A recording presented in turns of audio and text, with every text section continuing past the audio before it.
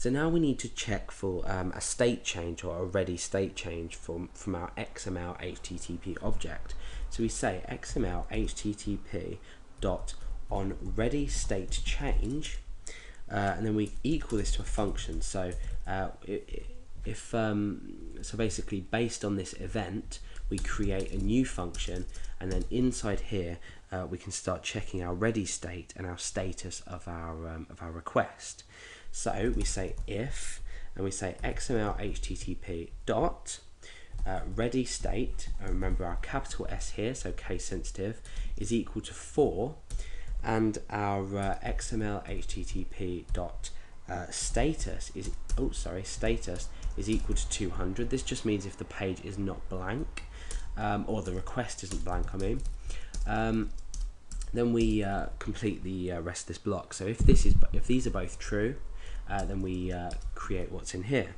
So now under our insert field, if you like, here we're typing our the value that we want to insert into our database.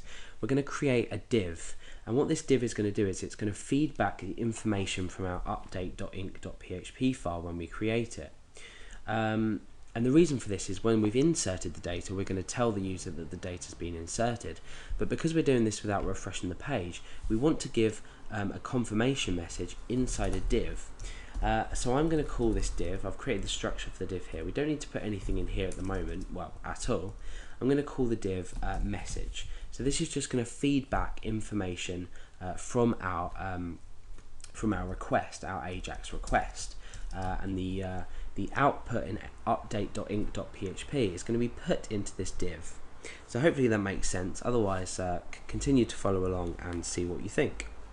So we've got document dot get element by ID, what I struggled with earlier, and then we specify the name of the div. So in this case, it's message. And then what we do is we say inner HTML. And what this is going to do is it's going to set the HTML within this specific div that we've specified. So what we're going to do is I'm going to equal this to XML HTTP dot response text. And all this basically is it's the output sent back from update.inc.php, because we're going to be opening this file later and sending post data to it, and we're going to be taking back the response text from this file. So that's important that we put that into message in order to, let's say if we were to say echo failed at any point in our program, any time in our script, the message div would be updated. So now that we've done that, we can come down here and we can start to send our post data.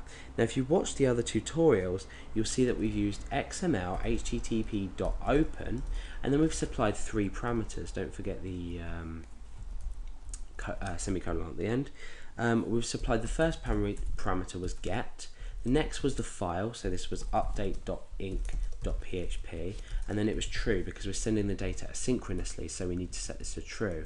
It's actually true by default, but I tend to put it in anyway just to ensure that it's there, etc, etc, etc, just for my own peace of mind. So now we say XML HTTP.send. Now there's a few changes that we need to make when we're using post data. You'll see that in some of the other tutorials I've put a